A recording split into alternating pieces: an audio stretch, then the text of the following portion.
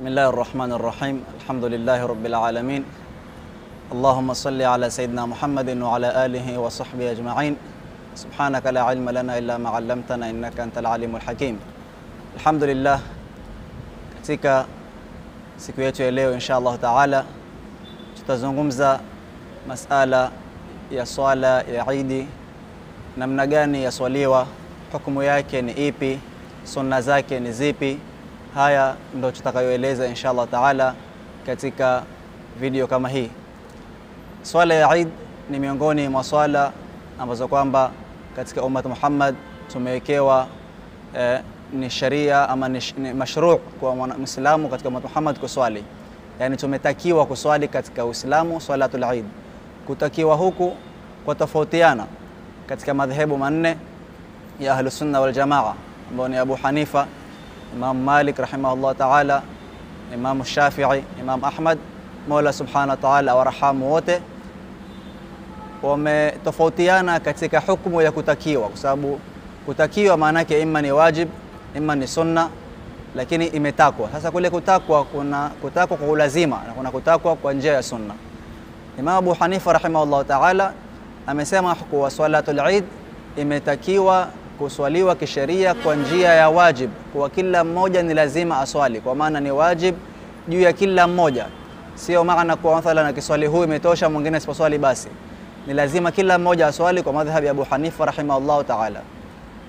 Imam Shafi'i na Imam Malik wawili wamekubaliana ya kwamba kuswali swalatul Eid ni sunna muakkada, yani imetakwa pia, lakini imetakwa kwa njia si ya lazima, kwa njia ambayo kwamba ni ya sunna iliyotiliwa mkazo. Kwa hivyo Imam Shafi'i na Imam Malik wamekubaliana kuwa hukumu ya swalatul Eid ni sunna muakkada. Sunna muakkada maana yake sunna iliyotiliwa mkazo, kwa maana mtume alikuwa haiwati, japokuwa si lazima, lakini ni sunna muakkada. Imam Ahmad bin Hanbal rahimahullah ta'ala yeye amesema kuwa hukumu ya swalatul Eid kutakiwa kwake ni kuwa imetakwa kwa njia ya fardhu kifaya, kwa maana lao wataswali baadhi wengine wasiswali itakuwa imetosha, hakuna madhambi. Lakini lao hawataswali watu wote katika mji, ina maana wote watapata madhambi. Kwa hivyo ahkam ni tatu, imma ni fardhu ain ambao kwamba ni Abu Hanifa, imma ni fardhu kifaya ambao ni Imam Ahmad bin Hanbal, au imma ni sunna muakkada nao ni Imam wawili, Imam Malik na Imam Shafi'i, Mola warahamu wote inshallah taala. Sisi katika kanda yetu ya East Africa wengi wetu ni wakufuata Imam Shafi'i rahimahullah ta'ala. Imam Shafi'i tumesema kuwa ni hukumu yake ni sunna muakkada. Swala kama hii, kama vile swala nyingine zote zina wakati, na swala hii pia ina wakati maalum. Kila swala ina wakati wake, aghlabu swala zote zina wakati maalum. Kuna swala zenye wakati, kuna swala zenye sababu, na swalatul Eid ni miongoni mwa swala za sunna ambazo kwamba zina wakati maalum. Wakati wa swalatul Eid katika madhehebu yetu Imam Shafi'i rahimahullah ta'ala ni kuanzia jua likichomoza siku ya Eid, kuanzia jua likichomoza mpaka wakati wa zawal, mpaka midday, wakati wa dhuhuri unapoingia, ina maana wakati wa swalatul Eid umetoka. Na tukisema wakati umetoka, ina maana umetoka kuwa wewe kutekeleza swala kwa wakati wake adaan. Kama vile adhuhuri mathalan na wakati wa kuanza mpaka wakati kumalizika. Wakati ukimalizika, ina maana wewe ukiswali sasa waswali nje ya wakati, waswali kwa njia ya kulipa qada. Na vile vile swalatul Eid ikiwa utaswali baada zawal, baada wakati ya dhuhuri imeingia, ina maana utakuwa waswali kwa njia ya kulipa ile sunna, kwa sababu sunna pia hulipwa kama vile faradhi hulipwa. Sunna si lazima kulipa sunna, lakini ni sunna kulipa sunna. Ikiwa umeata swala ya sunna, ni sunna pia kuilipa ile swala yako ya sunna. Kwa hiyo ikhwata alislam, kwa kwamba tumefahamu kuwa swalatul Eid wakati wake ni jua likichomoza mpaka wakati wa zawal. Kisha swalatul Eid namna ya kuswaliwa kwake, wengi wetu pengine tumeleleka tukijua swalatul Eid yani formula yake ama structure yake yatofautiana na swala nyingine tunazoswali sisi. Wengi wetu tukienda kuswali wana takbira 7 katika raka ya kwanza, takbira 5 raka ya pili. Sasa tumekulia kwa swalatul Eid swaliwa hivyo. Pengine mtu aweza kuona kuwa ni lazima swalatul Eid iwe hivyo, pia lazima iwe ndani ya msikiti ama uwanjani kwa jamaa. Kisha pengine aweza kuona mtu ni lazima swalatul Eid ipatikane khutba baada yake. Haya yote ni mambo kwamba ni sunna katika swalatul Eid, si ya lazima. Kwa maana ikiwa mtu hujui ama umekosa namna kutoka kwenda msikitini, pengine uko quarantine, pengine umefungiwa uko jela, au pengine umepata udhuru huwezi kutoka, usiiache salatul Eid kwa kuwa hukuweza kutekeleza na sunna zake, usiiache kiasi cha ile cha kutakiwa aslan. Yani al-aslu fi salatul Eid, ile asli ya sunna ni kuwa uswali hata kama ni rakaa mbili za kawaida. Uswali rakaa mbili, rakaataini kama vile mathalan qablia asubuhi ama qablia ya dhuhuri ama baadia ya dhuhuri, uswali rakaa mbili za sunna za kawaida, yani as minimum as possible. Yani usome Fatiha, urukuu, uinuke rakaa ya pili, Fatiha, urukuu, utakuwa umepata ile asli kwa umetekeleza salatul Eid, hata kama bila jamaa, hata kama ni nyumbani kwako, hata kama ukupiga takbira 7 na takbira 5 katika rakaa zote mbili. Kwa hiyo ndo kwa ufupi kuswali salatul Eid, kuwa ni uswali rakaa mbili kama za kawaida. Kisha kuna kuswali kwa namna ya ukamilifu, ya kwa namna ambayo kwamba yapendekeza zaidi, kwa namna ambayo kwamba imesisitizwa zaidi, nayo ni kuswali rakaa mbili. Kisha rakaa mbili hizi katika kila rakaa ya kwanza utaongeza takbira 7 na rakaa ya pili utaongeza takbira 5. Hizi takbira 7 na 5 ni takbira ambazo kwamba ni kando na zile takbira asli ziko kwenye swala. Mathalan tumesema katika rakaa ya kwanza kuna takbira 7. Ninapoingia katika takbira ya salatul Eid, Allahu akbar, ile ya kwanza takbiratul ihram, kisha zile 7 unahesabu kando na hii moja ya kwanza. Ushapiga takbiratul ihram Allahu akbar, utahesabu ya kwanza, ya pili, ya tatu mpaka takbira 7. Kwa hivyo pamoja na takbiratul ihram itakuwa ni takbira 8. Na ni sunna kabla kuanza ile takbira, ukianza baada ile takbira ya kwanza usome ile dua al-iftitah, Allahu akbar kabira, alhamdulillah kathira, subhanallah bukratan wasila, wajjahtu wajhi mpaka mwisho wake. Kisha ukianza ile takbira 7, baina kila takbira moja na ya pili usome subhanallah walhamdulillah wala ilaha illa Allah wallahu akbar. Hii pia yote ni katika sunna kusoma, inaitwa al-baqiyatus salihat. Baina takbira na takbira nyingine usome kwa sauti ya chini, hata kama wewe ni maamuma. Imamu yuwaswalisha akipiga takbira ya kwanza, ile baina ya kwanza na ya pili upige subhanallah walhamdulillah wala ilaha illa Allah wallahu akbar. Ukimaliza takbira ya 7 utasoma Fatiha. Baada ya Fatiha ni sunna usome sura Qaf rakaa ya kwanza. Ikiwa hukuweza, pengine kuna watu wazee, kuna watu wana haraka, kuna watu ni wagonjwa, pengine ni mahali si private, mahali public, utasoma sabbih isma rabbikal a'la badali ya kusoma sura Qaf. Kisha utarukuu kama kawaida, hakuna takbira zingine za ziada katika rukuu wala sujudu. Ukiinuka rakaa ya pili sasa, unapoinuka rakaa ya pili, ile takbira ya kuinuka usihesabu. Ile kutoka sijda ya pili mpaka rakaa ya pili usihesabu kwa ile katika zile takbira 5 zinazotakiwa sunna. Baada ile takbira ya kuinuka utapiga takbira 5 tena nyingine, Allahu akbar mara 5, na vile vile baina kila takbira na takbira usome subhanallah walhamdulillah wala ilaha illa Allah wallahu akbar. Ukimaliza hivyo utasoma Fatiha.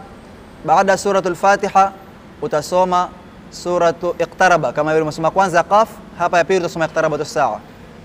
Kama umesoma sabbih isma rabbikal a'la katika rakaa ya kwanza, katika ya pili utasoma hal ataka hadithul ghashiya, kama vile katika inavyopendezwa katika siku ya Juma ama asubuhi ya Juma ama usiku kwa kuamkia Juma, sabbih isma rakaa ya kwanza na hal ataka rakaa ya pili. Kwa hivyo hii ni sunna. Pia ni sunna katika salatul Eid, katika namna ya kuswaliwa kwake, yani uswali zile sunna zingine za swala zinazotakiwa asli pia zote uzifanye katika swala ya Eid kama ile. Kisha haya tulizozungumza kwa takbira 7 na takbira 5 tumesema ni sunna. Ina maana ukija kwenye swala umeanza swala yako na imamu tayari ashamaliza takbira 7 ndo zimekupita, hauna ulazima kuzirejelea. Ama uswali peke yako ukasahau takbira ukaanza moja kwa moja Fatiha, basi itakuwa wakati wake pia umepita, wala hakuna makosa, utaswali, utapata thawabu ya kuwa umeswali salatul Eid. Kwa hivyo ndugu Waislamu, tusiwache salatul Eid kwa hoja kwa pengine msikitini siwezi kwenda, pengine niko mbali na msikiti, au pengine nimekwenda msikitini tayari kushaswaliwa. Waweza ukarudi nyumbani ukaswali peke yako, ama ukaswali na mke wako kama una mke, ama ndugu yako au na yote ambaye kwamba unaishi naye nyumbani, ukaswali na yeye ukapata ile asli ya sunna kama hii na ubora wake na fadhila zake, kwa sababu ni sunna ambayo kwa mwaka ni mara mbili, Eidul Fitri na Eidul Adha. Tusipuze swala kama hii, tutilie mkazo, tuswali, hasatan kwa kuwa kuna maimamu wakubwa waliosema kwa swala hii ni wajib, wengine waliosema ni fardhu aini, wengine walisema fardhu kifaya. Kwa hivyo haipendezi Muislamu kuacha swala ya Eid bila kupita siku ya Eid bila kuswali salatul Eid.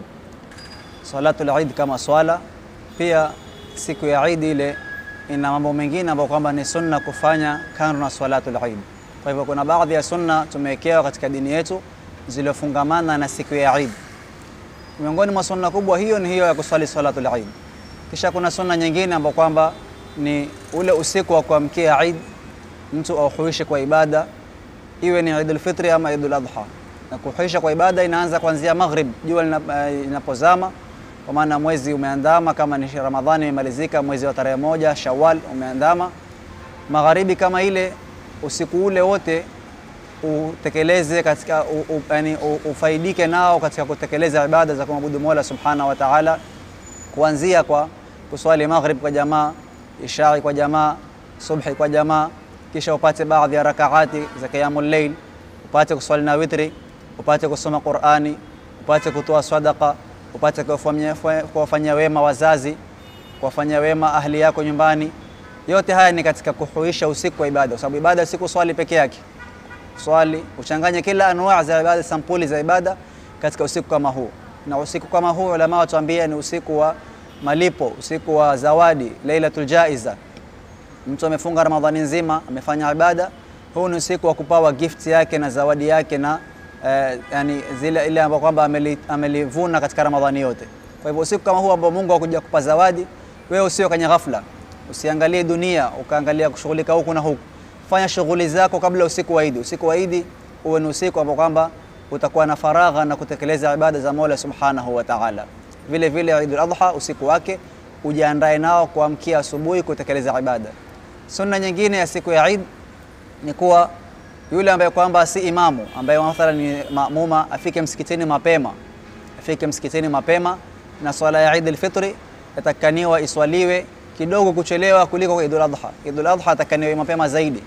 Yani Eid al-Adha yatakiwa iswaliwe jua linapochomoza baada dakika 16, yani baada irtifaa shams qadar rumh, ile jua kuinuka kadri ya mkuki, ambayo ni dakika 16 kulingana na dakika zetu za leo. Eid al-Fitr inaswaliwa qadra rumhi, baada jua kuchomoza kisha likainuka kadri ya mikuki miwili, ambayo ni dakika 32 after sunrise. Na Eid al-Fitr imecheleweshwa kidogo kwa sababu ni vizuri mtu apate kutoa fitri, yani imecheleweshwa kidogo ili Waislamu wapate kutoa zakatul fitri yao in time. Eid al-Adha imeletwa mapema kidogo kwa sababu watu wakimbilie baada ya kuswali, wakimbia wawahi kuchinja mwenye kutaka kuchinja. Lakini haya yote ni kwa njia ya sunna, kwa ile time ya kuswali Eid al-Fitr icheleweshwe kidogo, Eid al-Adha iswaliwe mapema kidogo. Kisha kuna sunna ya kuenda katika salatul Eid, uende kama ni msikitini, ambao ndio vizuri swali msikitini. Kama msikiti hautoshi, uswalie uwanjani. Mtu aende kutumia njia ndefu, atumie njia kwenda tofauti na njia kurudi, lakini ile ya kwenda iwe ni ndefu zaidi. Iwe ni ndefu kwa sababu wewe waenda kwenye ibada, waenda kwenye swala. Kila ukienda kwenye ibada waandikiwa thawabu. Kwa hivyo utumie njia ndefu ili thawabu zako ziwe nyingi.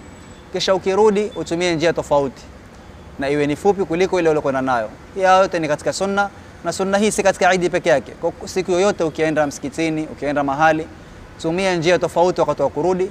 Ni katika sunna za Mtume Muhammad sallallahu alaihi wasallam. Pia ni sunna siku ya Eid al-Fitr ama Eid al-Adha mtu avae nguo mpya, kama ni kanzu, mwanamume kofia, mwanamke buibui, mtandio, yote avae nguo mpya na viatu, kila kitu chake kipya. Kama hawezi kufanya vyote, basi baadhi ziwe mpya, hasa zile zinazodhihiri watu kuziona, ili iwe ni taadhim ya kuitukuza siku ya Eid. Na vile vile siku ya Eid ni sunna kutia furaha nyumbani, watu wako, mke wako, watoto wako, familia yako, uwafurahishe kwa kuwanunulia vitu vipya, kwa kuwafanyia vitu vizuri, kwa sababu ni siku ya Eid, ni siku ya furaha. Na maskini pia wafurahishe.